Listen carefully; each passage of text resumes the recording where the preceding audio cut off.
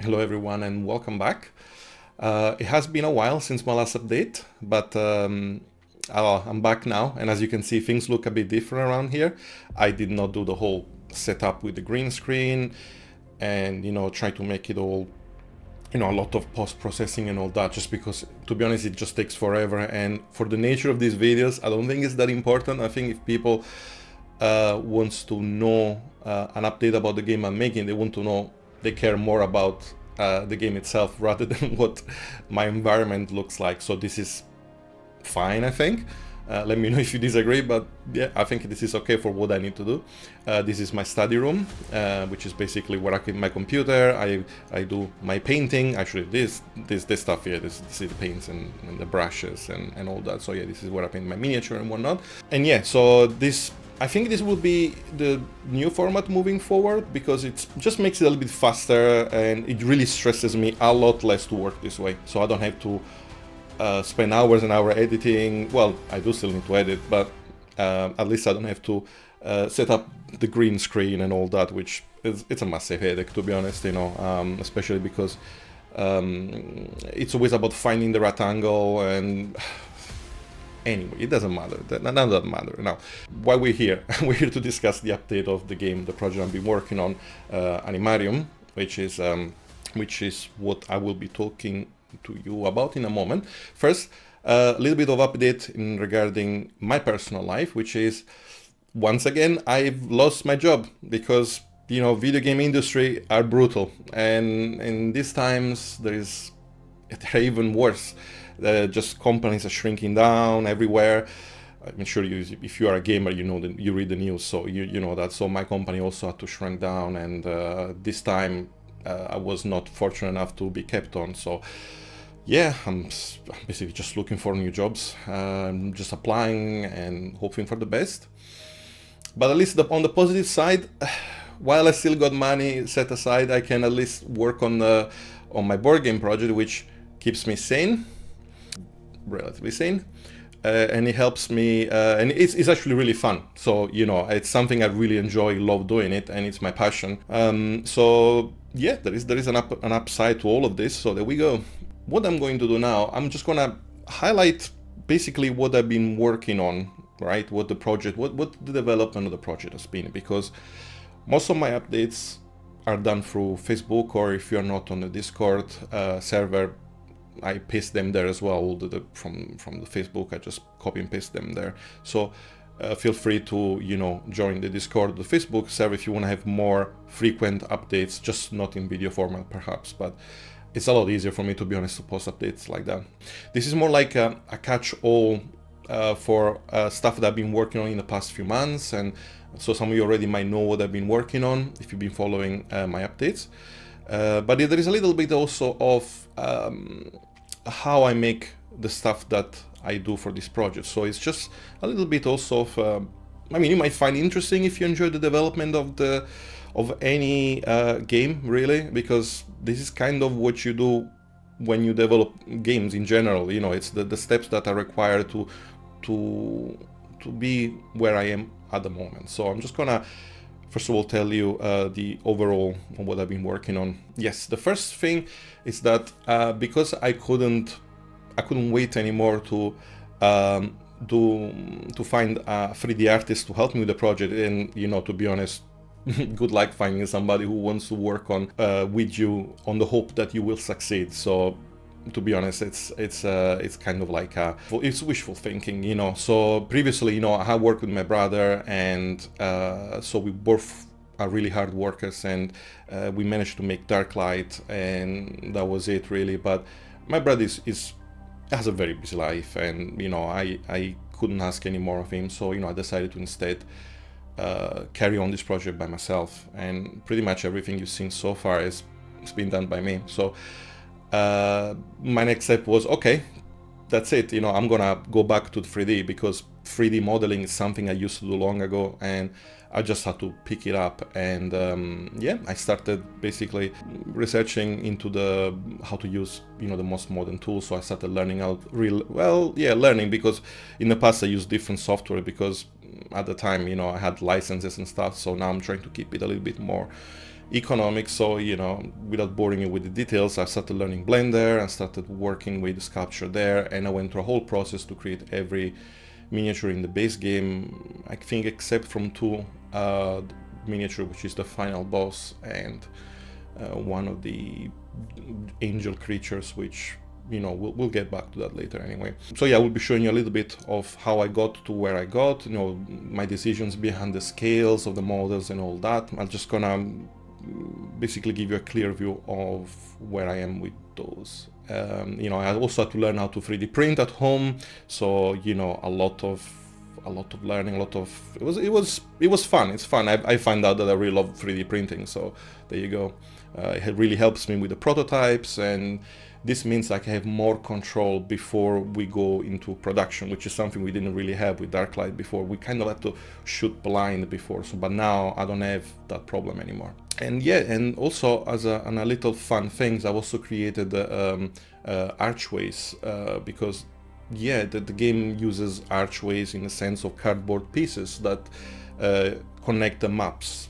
So I wanted to make a little bit more 3D to give it that three-dimensionality, retro vibe, I guess. But because I promised that from the start of this project that the cost will be kept low, I think I'm gonna keep these doors purely as optional, to be honest, as an add-on, because many people don't want this kind of things. They are afraid the cardboards get ruined and everything. So I just wanted to keep it optional, so everybody's happy. If you want them, and you can get them, and if you don't want it, you want to keep the base box of the game cheaper, you can get it like cheaper.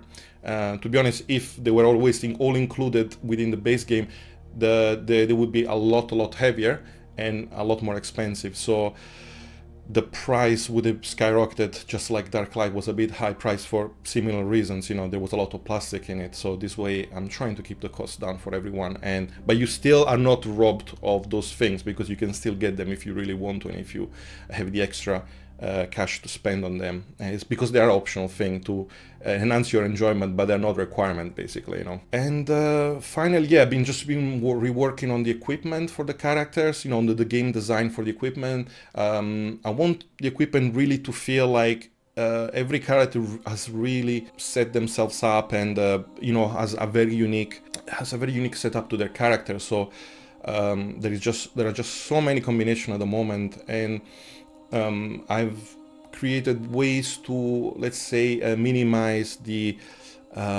issue that often comes with role-playing games, which is the ultimate final build where everybody's gonna go for that. I think I always hated that in games, because if there is the perfect build, then everybody's gonna go for the perfect build, and I never wanted this game to feel like that. I never wanted the game to be this min-max of stats and all that. I wanted people just to have fun and say, oh, what if I add this item with these other items? Will that work? Will that be a good combination? And so I never really wanted people to just, you know, go crazy with the equipment. But, you know, I wanted more. I think the fun comes more into the exploration, into see, does my build work better than somebody else's build? I think that's fun. That's fun to do.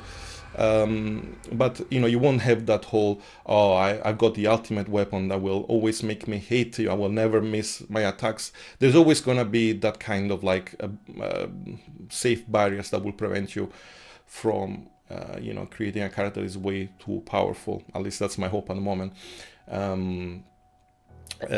Because obviously, you know, there is that testing aspect of the game, which I've also been struggling with. And while everything else I can do it myself, I can do the design, I can do the art for the cards, the art for the book, the manual, the writings, the layout, all of that stuff, all that I can do myself. There's one thing I can't do all by myself is testing, because when your head is so much into the game, sure, you have a singular vision that helps you with the final product, but without feedback, it's extremely hard to really spot all the problems with a project. So and I have learned a long time ago from being in game development that you gotta listen to people and their opinion. You don't always have to go for them, but you definitely need to listen to them, and you can't be arrogant to say, I know better, I know best. You know, you always gotta, okay, why is this person saying that? Let me explore, let me revisit.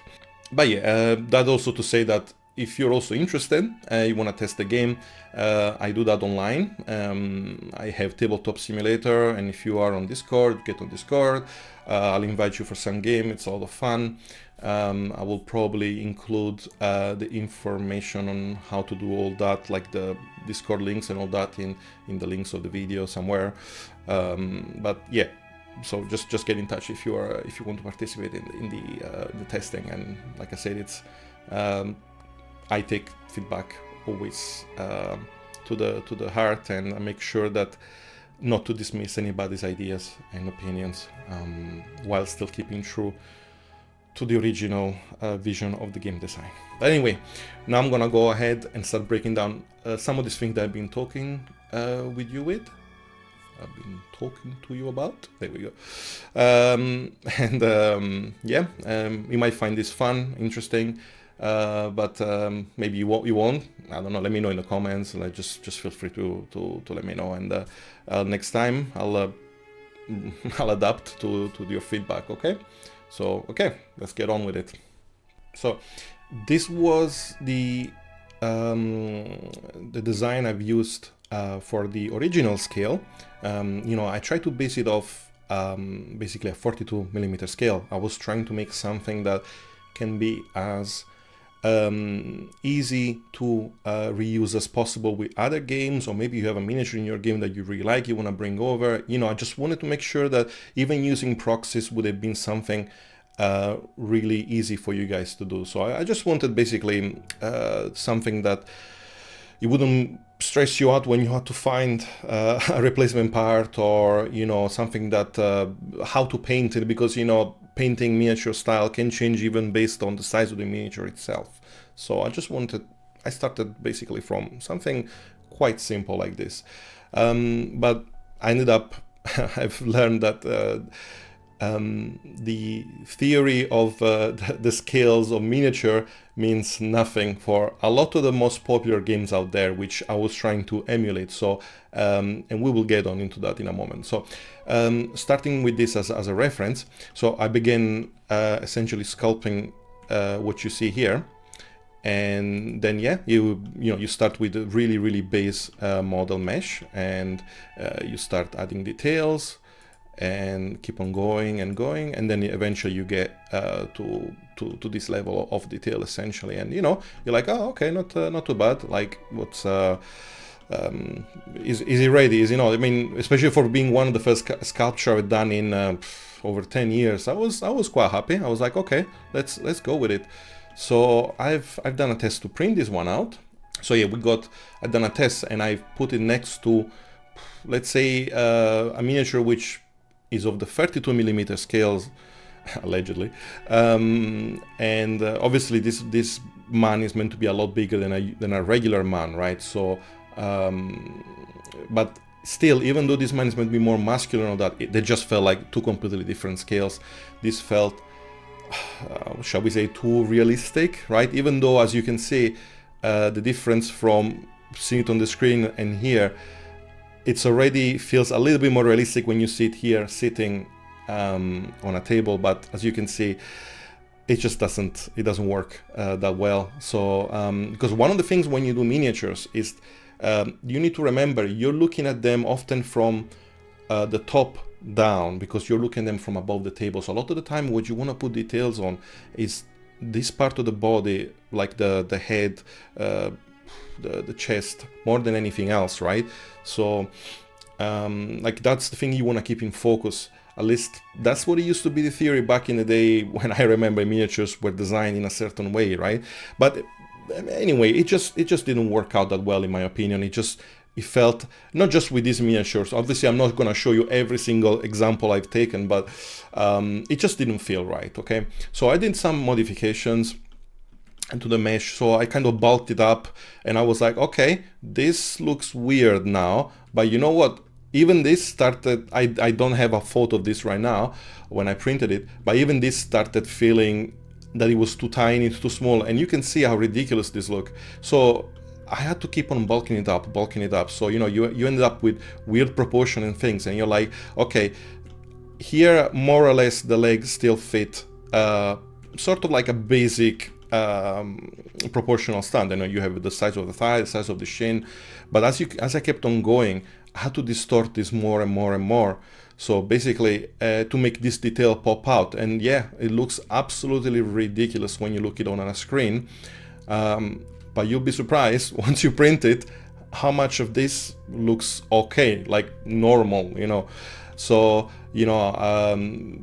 as you can see, the head had to become slightly smaller, the chest has to become bigger, the legs had to change proportions, and so did the arms. So, and that's something I noticed a lot of miniatures do, which is getting the thighs and the upper arms smaller than the shins and the lower arms, essentially.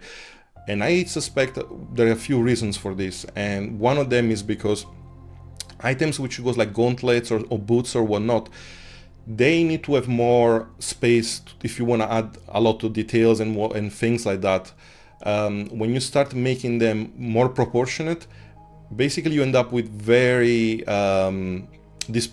basically the design doesn't become so interesting, becomes more uninteresting, is what I'm trying to say. So when I printed this, and like I say, this looked absolutely ridiculous when you look at it on a screen. It started making sense when you see it compared to other miniatures. So for example, we have this one here. This one, I can't remember exactly which model. It's not the final one, but as you can see, this one already started fitting more with the existing, these are Game Workshop ones, I believe. So I was like, okay, yeah, not bad. There's also one thing you need to understand, that when you use resin in a 3D printer at home, the details gets a bit lost because the resin is semi-translucent at the edges, so the shapes are a bit different than the final result. So basically this is plastic and it's solid, so you can really catch all the little details. With this one you can't as much, simply because of the light sometimes just goes right through it. So I had to paint a miniature in order to understand if what I did made any sense. So I believe the next one here was a different test I made, and this, I think it's this one, if I'm not mistaken. Yeah. So as you can see, with the paint, you can already see a lot more the details of everything, you know. And I think this is Zombicide, if I'm not mistaken, and this one is oh yeah, this is from the new Talisman game. Yeah. So, and as you can see, you know, even some of the this game don't really have a lot in common, but you know, like I was saying, I'm trying to find the middle ground between all of this game as much as possible. I'm really trying to be like, you know, this miniature can fit with this guy. I want to say yes, although this one it's more cartoony and stylized. I think from a distance it is something that you wouldn't really see much of a difference, especially once we give him some clothes and everything. So yeah, and this is, for example, again, same miniature, and you can see already, like, this duelist now starts to look like they fit more the same universe, like in terms of proportions and just in general heights and whatnot. Obviously this is a lot more muscular, so it still looks bigger than this guy, but this has to be the sort of worst case scenario. That's why I made him this big. Like when I would put armor on, I wouldn't exceed the size of this. Basically, if anything, it would shrink a little bit to fit a more a less muscular body, basically. So the next step was obviously to build the character, the knight. Essentially was my very first character I wanted to go for. So I'm just gonna go load up the scene now, and I'll show you what I did for him. All right, so the next thing was to essentially pose the character. So I had to take that model that you just saw and yeah, just pose it in the pose of the original concept art of the Stormwolf character. And yeah, this was just basically to help me understand if I liked the pose enough. And yeah, I was quite happy in the end with after several tries of posing him. And then I created the separate main asset just to make sure that they were nice and ready to be sculpted separately. You know, doing it this way would allow me to work a little bit easier on this item without having to to angle the camera in the right spots, like for example under the hand, I could just basically work all the way here on the handle, and this other sword would also change essentially, you know. But yeah, so I started working on this, and this is the final result basically. Yeah, so you have the character. Each one of these is a separate asset. So you have your the belt that you can to sculpt on, the the sword and everything, pretty much everything. The only few things that are part of the character are stuff like the gauntlet is been sculpted directly on the character itself. The reason for doing things this way, but they're too complicated to explain, and I don't think you really care. So yeah, and so basically this was the final product. As you can see, you know, I put great care in all details, you know, the buckles, all these things, really trying to tell a story basically of this character just by you know, by the way that his whole design is shaped basically. Yeah. But you also need to remember, this is how you're gonna see it basically in the game. On a table you will see a lot of this will simply disappear. So yeah, let's see what it ended up looking like. Yeah, so this is ended up being the final sort of print. As you can see, again, like I mentioned, it's when you have the the resin that is a little bit transparent. As you can see, the light goes through, so they're not as like it doesn't hit as well. But yeah, let's see. I think I do have a more. This one, it's basically the design itself, as you saw it, and yeah, this one is the final character, and yeah, all the details are still here. Just remember, this is obviously it's heavily zoomed in, so you will pick up any little dirt and imperfection that comes with 3D printing. But yeah, all the details are really here. Really happy with how it turned out, and seeing this thing in your hand, especially for the first time, it is quite something. It's a really good feeling, and I'm glad I started this. So rather than now to show you this with every single character I made, otherwise we're gonna be here until tomorrow, I'm gonna just give you, for example, a little preview of the other characters, which again you might have seen already from my updates if you have. This is the other character called the Selvalar. Yeah, it's just basically this like faun, inspired by the Pan's Labyrinth faun. This character basically uses, you know, bows and is part of the forest essentially. And then we have this one here, which is the spellcaster of the game. Yeah, again, lots of details, lots of little things, fun, and like I said, all the proportions are made so that you can easily adapt this to any other game, or if you want, you can bring your own wizard to this game. You know, it's like I said, I try to make it as friendly as possible, easy as possible from that point of view. Then, as I've explained at the very beginning, I worked on the archways. So I worked on the idea of optional archways. And yeah, this is the result for them. Again, I'm not going to go into the whole detail of how I sculpted this, because I think at this point you get the idea of how the process is. And yeah, this is the scale of them. They will be big enough for one or to fit on both squares. They basically just replace the cardboard doors, and this is just like a simple open archway. And then you have this one. This one is for the closed up gate, when sometime you will encounter it, or closed gates that can happen because you need to find a key or whatnot. So this is one of those examples, and here you can also see one of the other playable characters and one of the other pretty mean characters that you will encounter as you play. And this one here, it's a portal. So this is where usually all the enemies will come into the map. So unless they're already present within a room, new reinforcement will come through a portal. Yes, this is the the mist gates. Essentially, it's like occasionally the presence of this phenomenon. Basically, it's like an unnatural phenomenon that blocks everything, and you know, it's essentially it's like a wall, right?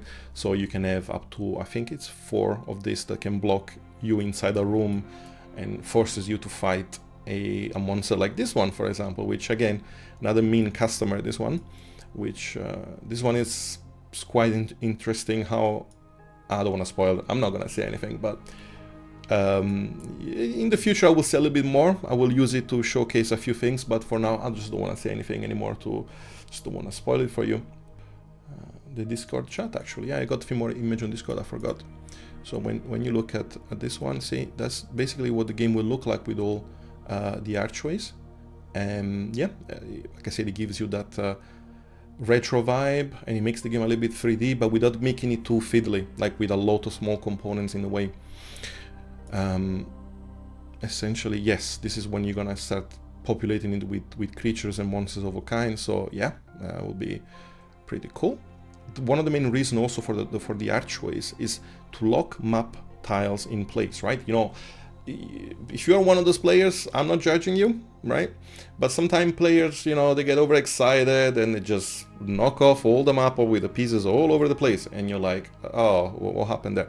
So the idea is that these archways also lock the map tiles together, but I know the concerns that, especially from previous games, including Darklight, that, you know, you are concerned that the cardboard gets worn and ruined. So I've actually spent ages trying to design a system that will basically be very gentle on the cardboard, but will still keep it nice and still.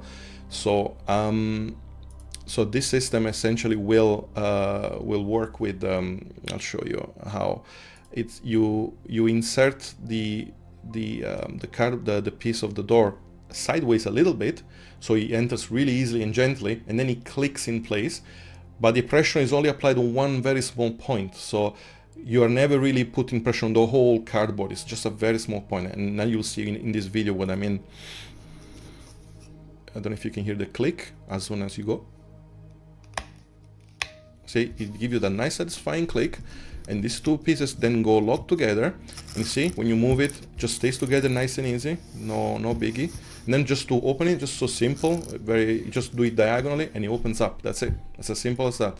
So yeah, I think the system would really obviously you still can be, you need to pay a bit of attention to the table. You can't just go overly excited, you know, otherwise it's still made of still cardboard and plastic. So yeah, but yeah, that's it really for the 3D portions of this update. So when it comes to the design of what I've been working on, design of the game itself, so I've been reworking a few base concept, just to make it always more interesting, because that's the whole point of why I rework all the designs.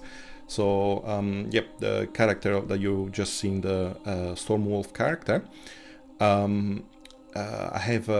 I've added a few minor changes. So the idea at the moment is that health, it's like you have a pool of health like you would imagine it to be, but rather than when you reach 0 your character permanently dies, you actually lose a will point, essentially, because will is an essential part of the gameplay, so logic of the world itself. So the more will you lose, for each time you lose a will, basically you have an extra 4. But obviously when you lost all 4 will, then you will be defeated, and at that point you will receive a trauma, which can be later on healed only when you go back to your personal town settlement.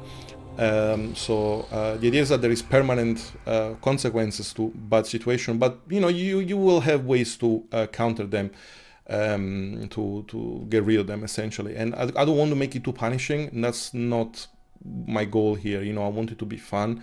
I want it to be like everybody can enjoy it. The whole point is that I don't want to recreate the super hardcore difficulty that I did in the past. I'm just trying to make it Still really challenging, but fair. Basically, I'm not trying. I don't want to make a game where one bad dice roll, just ends your whole game. I think that style is fun, but it's a very, very niche style, and not everybody enjoys it as I do, unfortunately, because otherwise all my games will be like that. But I think it's important to think that not everybody enjoys that. So the idea is that now we also have weapon proficiencies, and why this is important. For example, this character here can use sword, axes, hammers, anything pretty much for that allows them to function well in a close combat situation. And don't worry, you don't have to learn all these icons. These are only used for reference. If you see this icon on your character and on an item, then you know you have that ability. Otherwise, don't worry, there's everything I do here, you don't have to learn and what the icon means, what the other icon means. Icons are just a way to avoid creating a word salad. Essentially, I'm just trying to make it nice and easy for you guys. Even like this is the only case where I put a word and an icon at the same time, just because I thought it balances out better the interface of the game, the user interface. But I didn't want to because enemies, for example, only have the boot icon. So when you get used to see it on your own character and the word speed above it, when you see it on the enemy card, you will make that connection a lot quicker, a lot faster. So yeah, basically the combat proficiency, for instance, this character, the Selvalar only doesn't have as many melee combat weapons, but specializes in obviously in ranged weapon. The advantages can be like some characters are really good at fighting in certain situation, but it doesn't mean that you can't use those weapons, because I'm trying to make it give you that feel like you're not limited by equipment, like, oh, you don't have a restriction, or can I use that equipment, you can always use almost anything you pick up in game. The difference is that will you be good with it? For instance, the Major one has can only use really well daggers and small shields, but and the same likewise when he wears light armors or his spellcasting is severely impaired. But obviously this character can be quite powerful. The spells can be super powerful, even though the spells themselves have some major consequences that can blow your head up. But I'm giving you the choice. Do you want to risk it, or you want to play it safe? That's always up to you. I'm giving you the choice. So let's get on now with the card themselves, the equipment. With the equipment, for example, this is the starter sword for the Stormwolf, right? So as you can see, this item, with exception of the very starting equipment weapon, these are the only items that cannot be traded. Okay, so normally this proficiency icon, which the Stormwolf has, it means that you can use you can basically refresh your own will, so you can essentially get an action point back if you're familiar with the action point system. You get your one will back every time you defeat an opponent. If your character didn't have this proficiency, then they wouldn't be able to use this ability, but you can still be able to attack regularly with this weapon. So some things are unlocked based on the proficiency of your character. So yeah, again, I'm not limiting you, so you can't use swords because you're a wizard. No, you can use swords, but you won't have the ability that sword give you.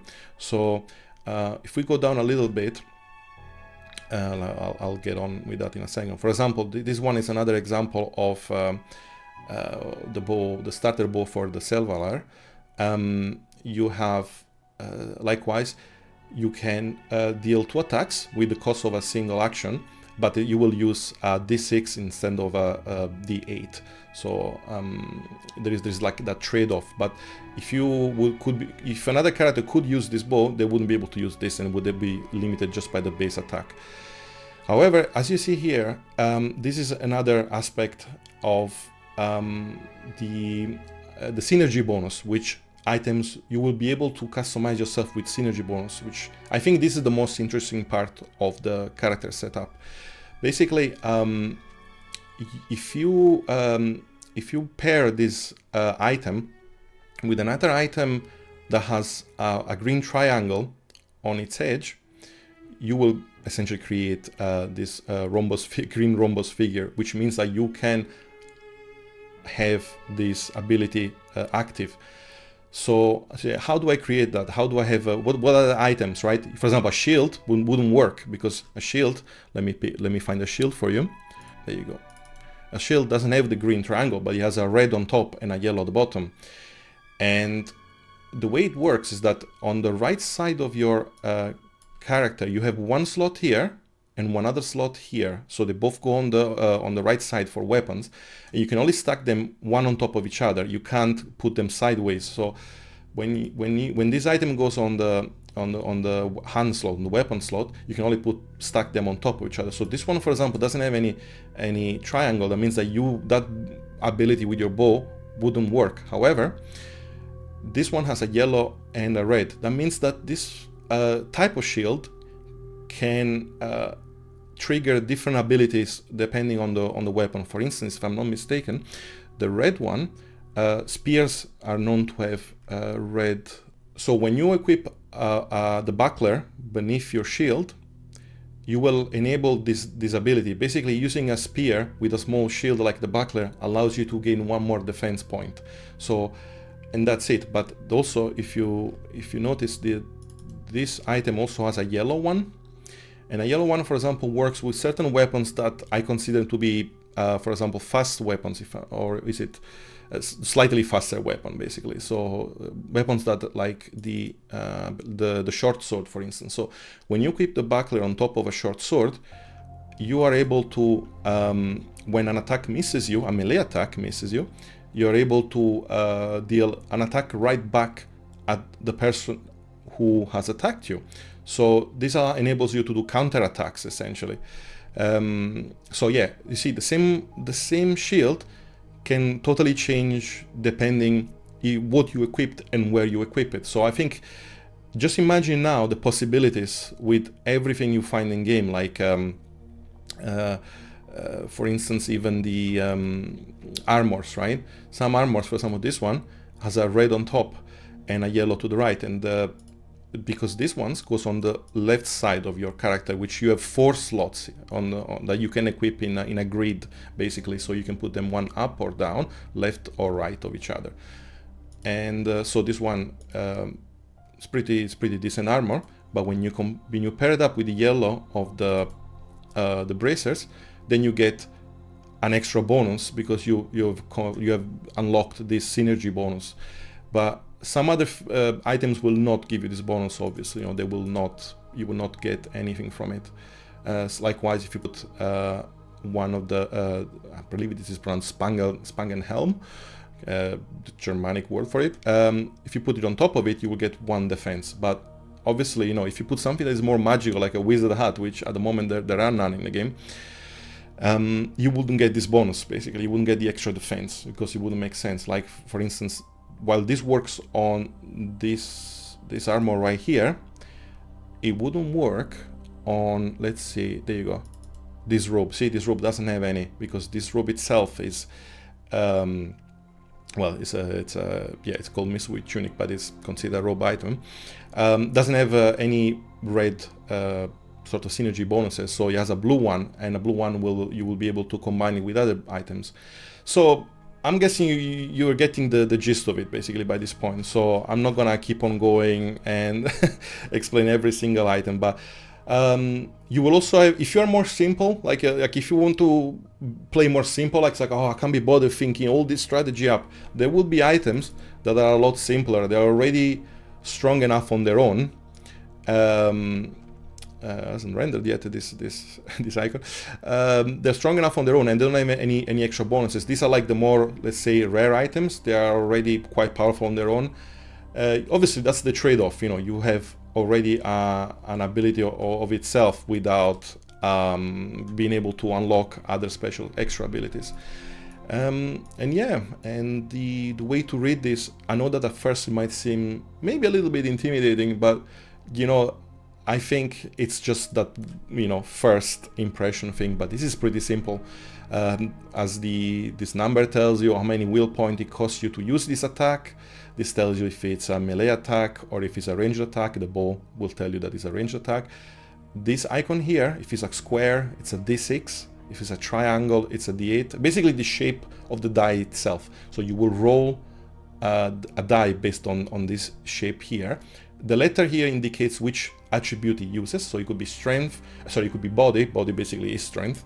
If it's what you call it, senses. Senses is a combination of perception and dexterity and so on. So for bows and whatnot, we'll use an S, which you find them all here.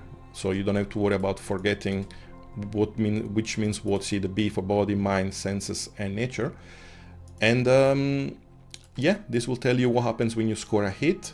This one, what happens if you score a critical hit. A critical hit, it's the die itself will tell you when it's a critical hit, because the die will have the right coloring for the number when it's a critical hit. So if the color red shows on the die, that means you scored a critical hit. So again, very simple. You don't have to overthink things. This is made so that you look a thing and straight away understand it. And this will tell you what type of damage it does. This is, again, you don't have to memorize the icon. This just tells you it's a hammer and a lightning bolt. You can kind of connect it with the idea that this does some kind of crushing damage and this is electrical damage. All you have to care about is if the defense of the armor or the enemy has this icon, then you have hit a weakness. For instance, this armor here has weakness to electricity, and this represents acid damage. So if any attack that has electricity hits a person wearing this armor, you have caused an automatic critical hit. So you don't have to, you know, it's always automatic, and they hurt quite a bit.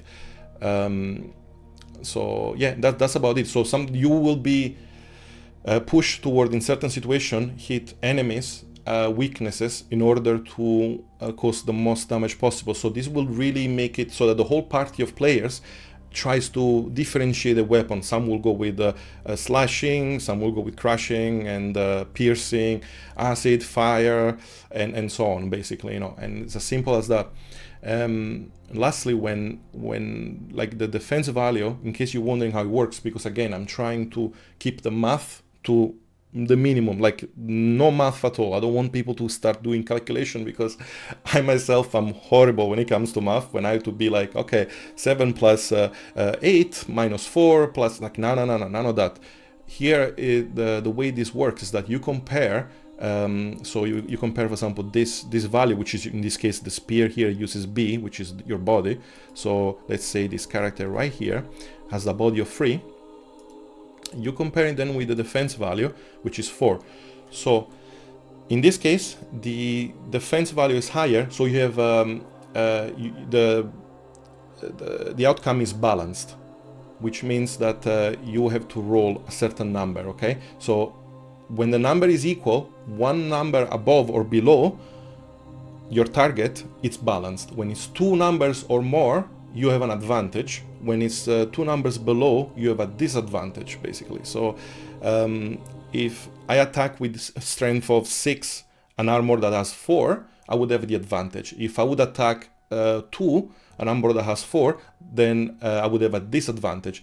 And all it means is that you get to roll either a 3, a 4, or a 5, and that's it.